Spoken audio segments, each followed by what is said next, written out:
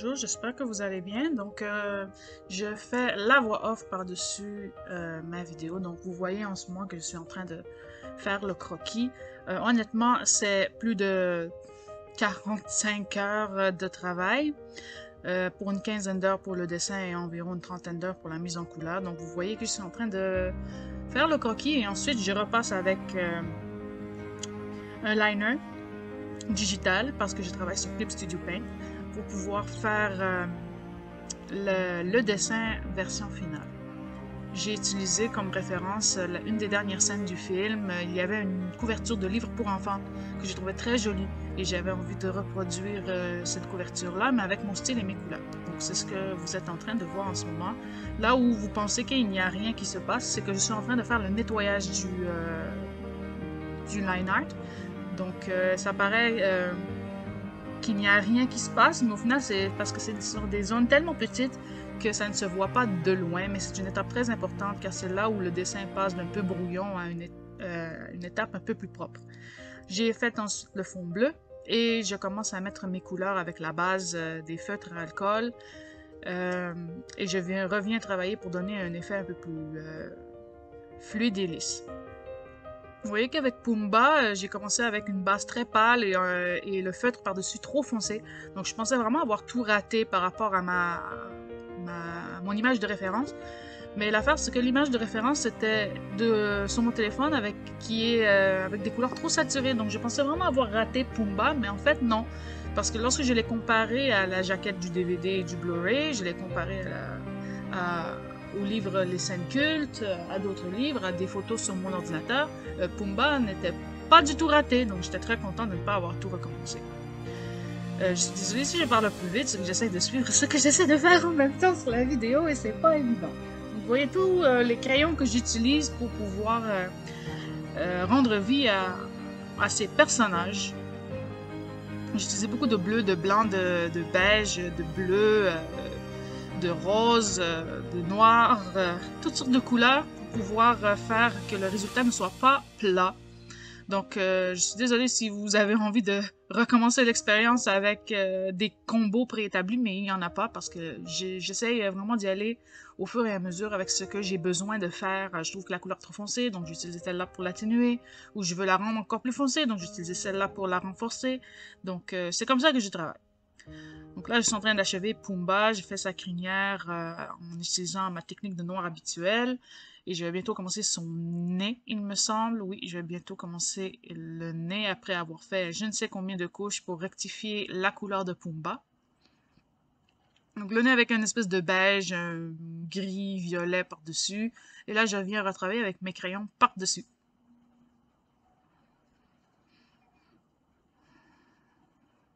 Avec un peu de blanc et de bleu, un bleu nuage comme d'habitude. J'ai fait les cornes et je vais passer à Timon.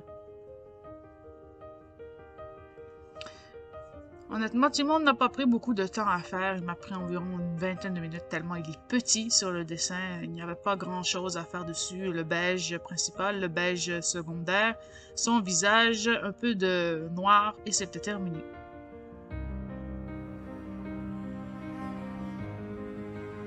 Je n'ai pas précisé, mais j'ai utilisé les Prismacolor pour faire cette mise en couleur.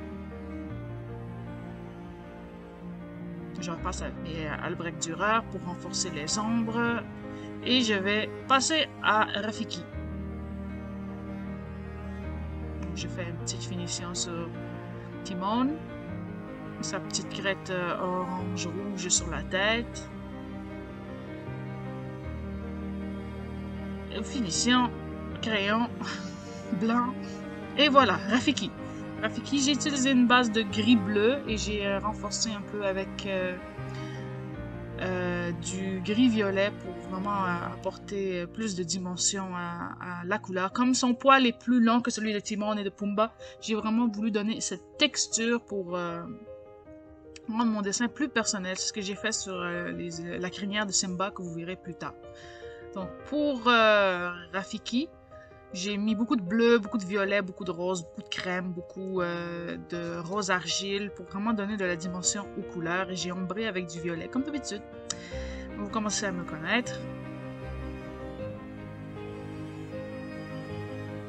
le bleu nuage et le bleu poudre m'ont beaucoup aidé à mettre de la dimension dans les poils de Rafiki. Même chose, lui aussi, sur certaines images, il paraît bleu, sur d'autres, il paraît gris, gris chaud, gris froid. Bon, je suis allée avec une espèce de gris froid avec quelques touches de gris chaud mélangées par-dessus, renforcées avec le rose coquillage et le rose argile rose.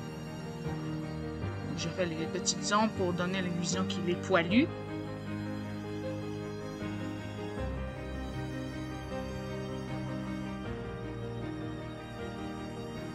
L'albrec dureur noir. Le blanc pour mettre des ondes de lumière par-dessus.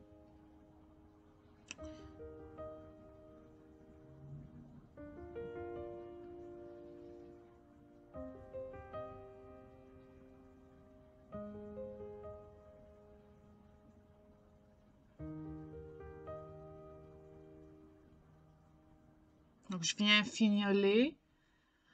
Ce que je fais, j'ai ajouté un peu de Lumocolor pour renforcer les effets de lumière qu'il y a dans les rayons. Et je suis passée ensuite sur son ventre avec un gris un peu plus chaud. J'ai mis beaucoup de beige, beaucoup de rose et de lavande grisée. Parce qu'il y a vraiment une différence entre son poil à l'extérieur et son poil à l'intérieur. J'ai utilisé le Lumocolor aussi avec le Derwent Drawing blanc. J'ai fait les traces sur le visage. Et pour la base de feutre à alcool, j'ai utilisé beaucoup de Copic, de Touch. Et les Ohuhu teintes peau m'ont vraiment été très très utiles pour cette mise en couleur. Donc je les recommande très fortement pour ce dessin. Ainsi que les Winsor & Newton Brush Marker. Pour faire les effets d'ombre sur la barbe, la barbichette de Rafiki, j'ai utilisé du bleu. Là, il paraît très vif, mais c'est le bleu lac violet, le bleu nuage, le bleu poudre et le lavande grisé.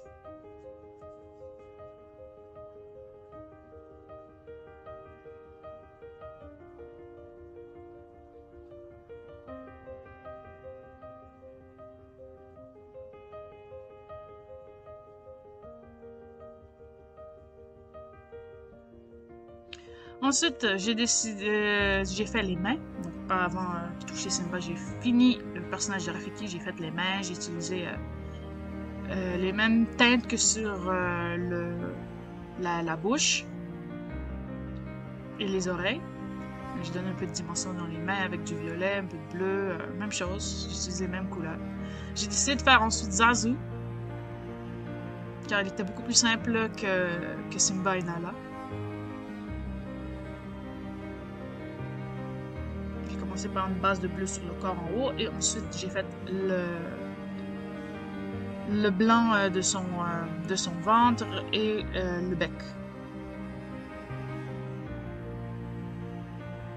Zazu non plus n'a pas été très long à faire, il n'y avait pas grand chose qu'on pouvait faire sur lui.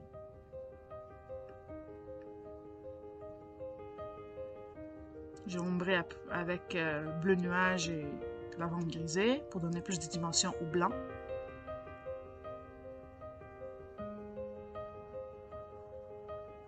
J'ai utilisé le Lumocolor, le drawing blanc.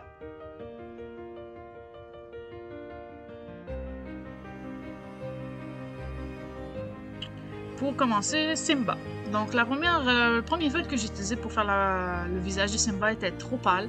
Donc j'ai décidé d'y aller avec une autre. Je ne me rappelle plus exactement la couleur, mais je pense que c'était un feutre de la collection Ohuhu Skin Tones. Et au début, je n'aimais pas trop, mais je me suis dit que comme il n'y a rien d'autre de coloré sur lui, c'est normal que ça ne ressemble pas beaucoup.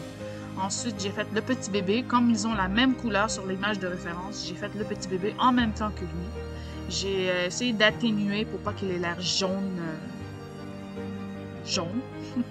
Donc j'ai atténué avec beaucoup de rose, beaucoup de violet, beaucoup de bleu, pour vraiment donner une dimension à cette espèce de jaune sans que ça paraisse trop jaune. Et comme Simba est mon personnage Disney préféré, je n'avais vraiment pas envie de le rater. J'ai fait un peu des effets de lumière avec le Staedtler Ergosoft jaune, aquarellable sur les bords. Je l'utilise à sec pour renforcer les effets de lumière que j'allais travailler plus tard.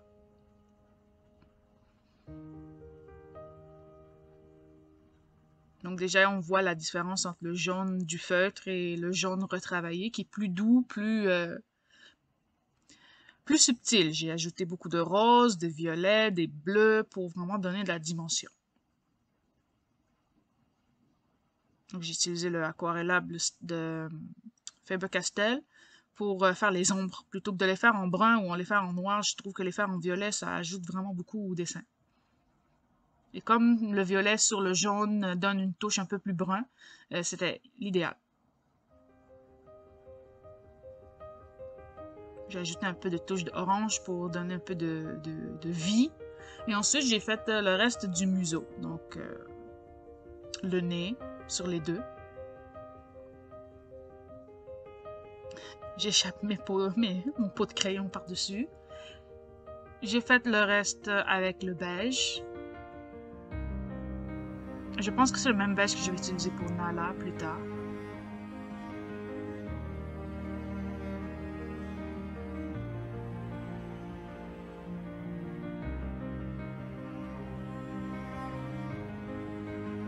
Je remets le jaune parce que je trouve qu'il n'était pas assez prononcé.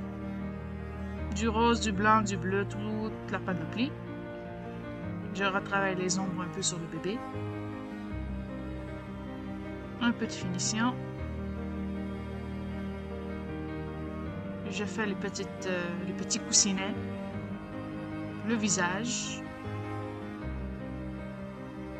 Encore un peu de finition. Je fais les yeux de Simba.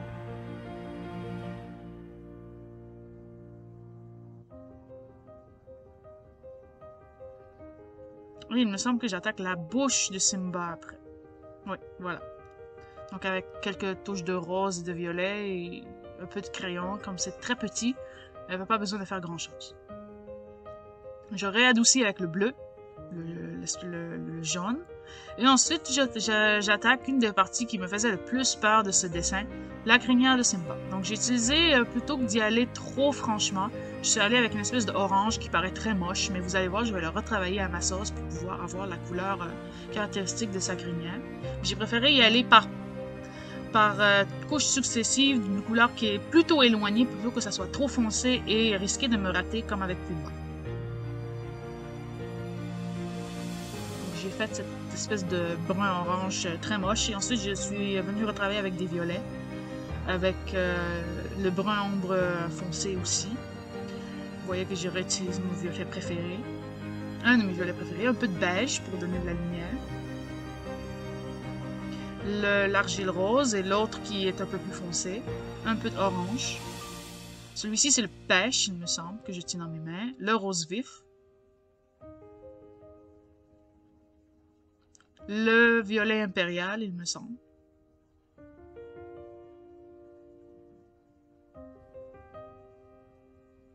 Donc dans les ombres, je viens renforcer ça et ça paraît très strié de bleu. Mais sur l'original, le vrai, ça ne paraît pas aussi strié de bleu. Donc c'est vraiment la caméra qui se donne cette espèce d'effet barbouillé. Mais sur l'original, ce n'est vraiment pas comme ça. En fait, la caméra ne reproduit pas ce que j'ai devant mes yeux de façon très fidèle. Donc voilà, fiez-vous à ma parole, ça ne ressemble pas à une espèce de barbeau bleu. J'ai mis un peu l'aquarellable jaune pour refaire les effets de lumière, le violet, le bleu, le rose en aquarellable pour mettre plus d'effets lumineux, et encore l'inactinique cette fois-ci. Le bleu inactinique, l'aquarellable noir pour donner plus de profondeur à certaines zones dans la crinière de Simba. Et voilà Simba terminé avec un peu de blanc dedans, un peu de rose et je ne m'arrête plus. Un peu de violet même. On ne peut pas tous les crayons, un peu de Lumo Color et de Drawing. De loin, le personnage le plus difficile a été Nala, parce qu'elle a une couleur très caractéristique. Pour réussir à la faire, il faut vraiment respecter le contraste qu'elle a avec Simba. Simba est plus jaune et elle est plus vers le blanc crème pêche. Mais je trouvais que ce n'était pas très beau comme ça, alors vous allez voir que je vais mettre beaucoup de bleu nuage pour atténuer le jaune qu'il y a sur elle. Mais elle a vraiment été particulière, même quand j'ai fait mon dessin du Roi Lion, mon colo du Roi Lion l'année passée, Nala m'a donné beaucoup de fil à retordre. Elle a une couleur très très particulière qui est très facile à rater. J'ai mis avec parcimonie du beige, mais je ne voulais pas qu'elle vire au jaune. Donc je faisais très attention que ça reste plutôt froid, que ça va plus vers le chaud. Et là, vous voyez que la caméra floute et je ne m'en suis pas rendu compte avant longtemps parce que j'étais en train d'écouter des vidéos, parler avec des copines pendant que je coloriais Nala. Et même si j'avais un petit mini retour caméra en bas de mon écran, ça ne permettait pas de voir que ça avait flouté. Et lorsque je m'en suis rendu compte, il y avait au moins une heure et demie d'enregistrement qui était flouté. Mais bon, 1 heure sur 35 heures, ce n'est pas beaucoup. Donc j'ai utilisé le jaune aussi pour remettre cette espèce d'effet de lumière. Et vous voyez que là, j'ai utilisé le bleu nuage pour vraiment atténuer le jaune qu'il y a dans la fourrure de Nala.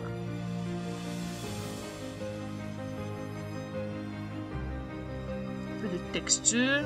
Donc ça ne se voit pas beaucoup à la caméra, mais pour les animaux et pour la roche aussi, je ne suis pas allée avec un effet lisse. J'ai vraiment laissé le crayon faire des stries pour donner l'effet de fourrure très douce. Ça va être plus visible sur les roches.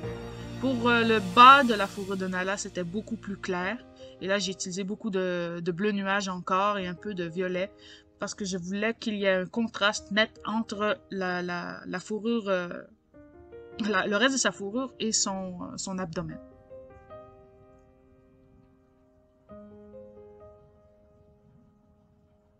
Donc, les yeux, même chose. Les oreilles. Le nez. Et ses beaux yeux. Nala a des très beaux yeux. Avez-vous remarqué que dans l'original, elle a les yeux bleu turquoise vert et dans la suite, elle les a complètement bleus. C'est assez comique. Les oiseaux. Donc, je suis allée avec des teintes très simples parce que les oiseaux ne sont pas le point important de l'illustration. Donc, je suis allée avec vraiment mon effet blanc habituel, mais j'ai pas passé tant de temps sur les oiseaux parce que je ne voulais pas qu'ils volent la vedette.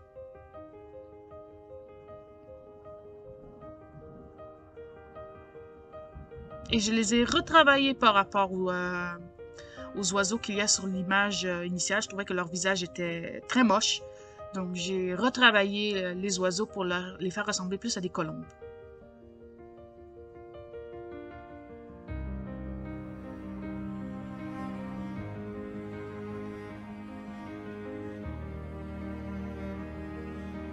Beaucoup de blanc pour bien blender. J'ai utilisé aussi le Derwent Drawing blanc pour bien blender les oiseaux. Et ils paraissent un peu grisâtres, mais en fait, il y a beaucoup de orange, de bleu, de rose et de jaune sur les oiseaux, ce qui fait qu'ils sont très intéressants en termes de couleur. J'ai mis l'effet de lumière jaune sur le dos des oiseaux aussi pour faire une cohérence avec tous les personnages qui ont du jaune de lumière sur eux.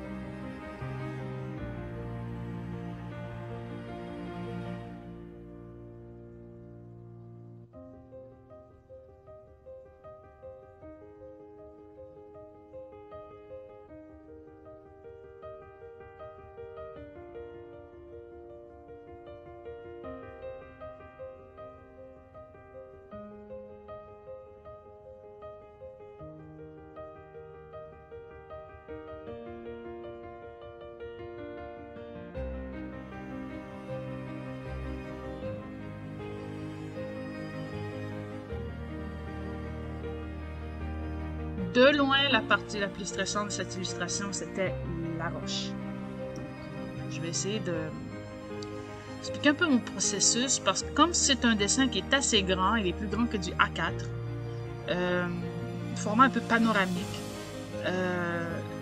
la roche était vraiment immense. Et je savais que si je voulais avoir l'effet que je voulais, il fallait que j'y aille de façon un peu de type peinture. Donc j'ai commencé par mettre une base, une espèce de feutre orangé hazelnut, et je suis revenue travailler avec un beige très désaturé par-dessus de la collection Winsor & Newton. Et là, j'ai pas voulu vraiment faire des effets blendés, bien parfaits, avec des dégradés parfaits. J'ai vraiment voulu garder, comment on dit en anglais, the roughness, la texture très chaoteuse. Donc, quand il y avait des imperfections, j'ai pas tenté de les cacher, mais vraiment de les renforcer. Donc, je pense que pour faire des textures comme les roches, c'est très important de ne pas essayer d'avoir des dégradés parfaits, parce que les roches ne sont pas des dégradés parfaits.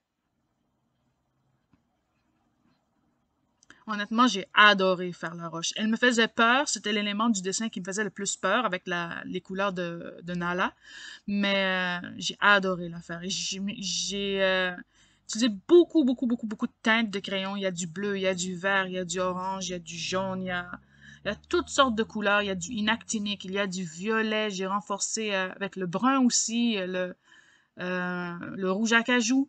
Euh, et j'ai même mis une couche d'aquarellable à sec violet et une noire à la fin pour vraiment donner une tridimensionnalité dans les couleurs de la roche. Et j'ai pas voulu que ça soit tout blendé, alors j'ai vraiment été grossière avec les crayons pour vraiment garder cette espèce d'effet de texture de roche. Je pense pas que j'ai réussi à 100% de faire une roche très texturée, mais elle n'est pas complètement lisse.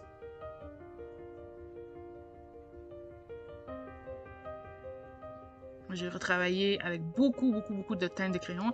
Et vous voyez sur le bord en dessous de Pumba où il y a des stries. Donc, j'ai travaillé fort pour les garder parce que comme les roches ne sont pas des blends parfaits, les garder, les stries ajoutent du réalisme et de la dimension à l'illustration.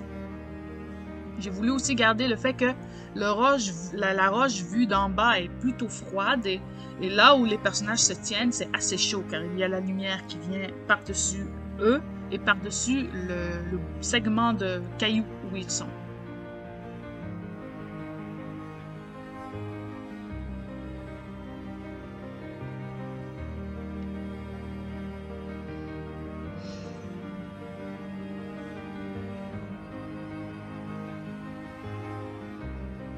Donc j'ai vraiment je me suis vraiment laissé guider par les marques que laisse le feutre à alcool pour travailler la pierre. Un peu de bleu, un autre bleu, beaucoup de bleu. Ensuite, je me suis dit, il manque quelque chose au dessin. Et si j'essayais de modifier le fond, parce que rappelez-vous, j'avais fait le fond imprimé digitalement, mais je trouvais qu'il manquait beaucoup de personnalité, de caractère. Donc, ce que je me suis dit, je vais le retravailler au crayon. Et lorsque j'ai commencé à le retravailler au crayon, c'est là que j'ai trouvé que l'illustration commençait à prendre vie et prendre sa propre identité.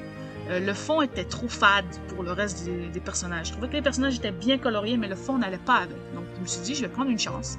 C'est la première fois que je faisais ça pour vrai, de prendre un fond qui était déjà imprimé digital, que j'avais fait, mais de le retravailler complètement au crayon. Et au début, j'étais un peu décontenancée parce que le crayon n'adhérait pas complètement comme si c'était une feuille vide, mais il adhérait quand même.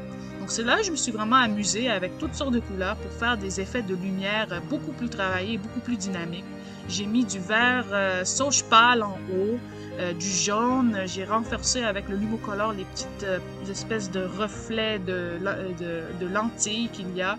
J'ai mis beaucoup de violet et de rose dans certaines parties derrière les nuages. J'ai renforcé les nuages avec un peu plus de blanc pour vraiment donner un contraste plus intéressant. Je trouve même qu'on dirait qu'il y a même une lumière irisée, comme si c'était une lumière arc-en-ciel. Il y a quelques stries de rose. Bon, à la caméra, ça ne se voit pas beaucoup, mais vous voyez que je repasse beaucoup pour renforcer les contrastes entre le fond du ciel et les nuages, et je trouve que c'est ça qui manquait à l'illustration dès le départ. Je suis vraiment contente d'avoir osé faire cette modification-là, parce que honnêtement, lorsque j'ai colorié les personnages, je me dis qu'il manquait quelque chose. Je n'aimais pas mon coloriage autant que j'aurais voulu. Et comme le Roi Lion, c'est très précieux pour moi, je voulais le réussir pour qu'il soit au moins aussi beau que celui de l'année dernière, parce que celui de l'année dernière, je l'ai adoré. Ce n'était pas mon illustration, mais cette fois-ci, je voulais vraiment faire quelque chose de représentatif de mon amour pour ce dessin animé. Et c'est vraiment en changeant le fond que c'est arrivé. Donc, je sais pas si à la caméra on le voit aussi bien, mais en vrai, j'étais vraiment sur les fesses du changement que ça donnait à l'illustration. Elle passait d'une illustration très fade à quelque chose vraiment plus lumineux.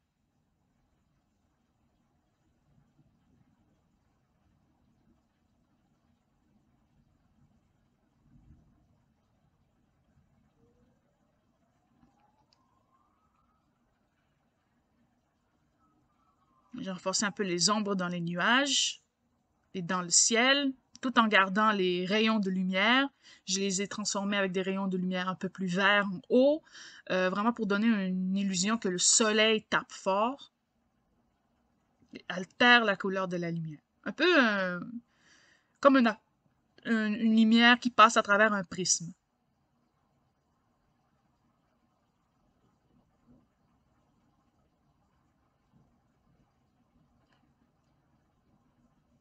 J'ai fait aussi que le bleu d'en bas soit plus saturé et plus intense que le bleu d'en haut, mais quelques touches de bleu en haut sont assez saturées pour vraiment tout rebalancer. J'ai mis un peu d'orange sur un coin où il y avait beaucoup de blanc pour donner plus de vie. Là, je tourne mon dessin dans tous les sens. Vous voyez à quel point je suis zélée. J'ai repassé du blanc pour bien blender, mais je voulais pas blender tout parfait. Donc, certaines zones sont bien blendées avec un dégradé impeccable et d'autres où il y a vraiment des marques. Et je voulais garder les marques.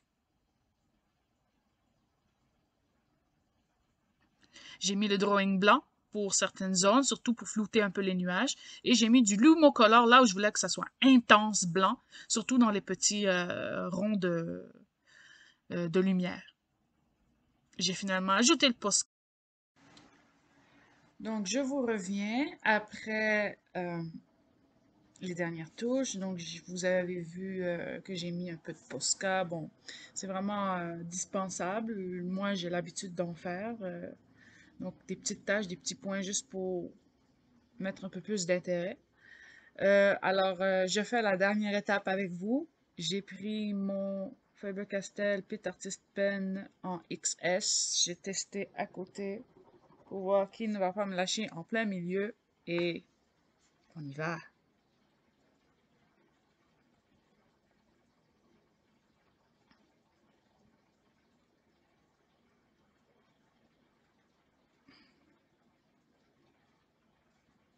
Voilà.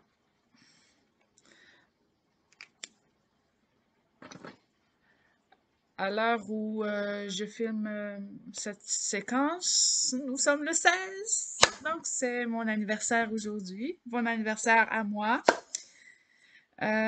Donc, c'est pour ça que je voulais partager avec vous cette réalisation du début jusqu'à la fin. Je vous ai montré le processus du dessin, je vous ai montré ensuite la mise en couleur complète et ensuite la reprise du fond pour arriver au résultat final. Honnêtement, j'ai vraiment adoré le faire. C'était vraiment pas prise de tête. J'ai adoré du début à la fin. Même si j'avais vraiment beaucoup de doutes, des doutes dont je vous aurai sûrement parlé lorsque je vais faire la voix off tout à l'heure. Quand j'aurai fini de monter pour voir la vitesse finale que je vais utiliser dans ma vidéo. Des doutes que j'avais par rapport au fond, par rapport à ce qui me manquait. J'avais coloré tous les personnages et ensuite il manquait quelque chose. J'étais pas satisfaite. J'avais aimé faire les personnages, je trouvais que je les avais bien réussis, sauf que il manquait quelque chose. Et ce quelque chose, c'était bel et bien le fond. Le fond, il n'était pas à la hauteur de ce que j'aurais voulu qu'il soit, donc je l'ai retravaillé. Personnellement, je trouve qu'il paraît beaucoup plus beau en vrai qu'à la caméra. La caméra, il paraît un peu fade, mais sur le post Instagram, je vais numériser le dessin, je vais le scanner pour essayer de reproduire le plus possible, de trouver le plus possible une version un réglage qui correspond à ce que j'ai vraiment fait. Parce que lorsque je reviens à regarder le retour caméra, je trouve que les personnages sont représentatifs de ce que j'ai fait, mais le fond est un peu plus fade. Donc, il est vraiment plus lumineux en vrai. Donc, voilà, c'est ce qui achève cette vidéo. Je voulais faire le dernier retour avec vous, la finition complète, donc la signature à la fin. Cette fois-ci, j'ai signé au complet. Dites-moi si vous avez aimé ça. Dites-moi si vous avez trouvé ça pertinent que je vous montre aussi le processus de dessin. Je voulais vraiment partager ça avec vous parce que Le Roi Lion, c'est un de mes dessins animés préférés. Je me suis même amusée à le regarder il n'y a pas très longtemps. Puis il me fait toujours autant le même effet. Comme dit Zazou, je capote, Le Roi Lion, je capote. Donc voilà, dites-moi ce que vous en avez pensé. Dites-moi si ça vous intéresserait peut-être pas pendant l'été, mais plutôt vers automne, début quand les mois un peu plus froids vont arriver. Si vous aimeriez que je fasse un autre type de dessin coloriage Disney comme ça. Bon, ensuite, dernier petit point avant de vous quitter. Pour pouvoir récupérer ce dessin, c'est très simple. Je vais l'ouvrir du 16, donc la journée où sort la vidéo, devrait sortir la vidéo, jusqu'au 20 juin. Donc, euh, je vais pas être regardante sur 20, 21, dépendant du fuseau horaire. Mais jusqu'au 20/21 juin, vous pourrez récupérer ce dessin gratuitement. Il suffira juste de prendre l'adresse que j'aurais mis, l'adresse courriel que j'aurais mis dans la barre d'infos pour pouvoir m'envoyer. Vous m'écrivez votre nom, vous me dites bonjour, moi intéressé, dessin. Voilà. Puis je vous l'enverrai dans les jours qui suivent. Je ne le proposerai pas à la vente sur mon Instagram. Donc, pour récupérer ce dessin du Roi Lion, il faudra obligatoirement me le demander par courriel entre le 16 juin 2022 et le 20/21 juin 2022. Si vous voulez l'utiliser pour mettre en couleur, je serais ravie de voir ce que vous en ferez. Il suffira juste de me taguer sur Instagram et je pourrai voir votre réalisation et la repartager en story. Donc, je répète que c'est la seule et unique façon d'obtenir le dessin. Je ne vais pas m'amuser à les envoyer après cette date-là. Je ne veux pas avoir de problème avec Disney non plus. Donc, c'est gratuit. J'ai fait le dessin pour le partager avec mes abonnés pour le jour de mon anniversaire. Comme pour moi, Le Roi Lion, c'est le plus beau film ever.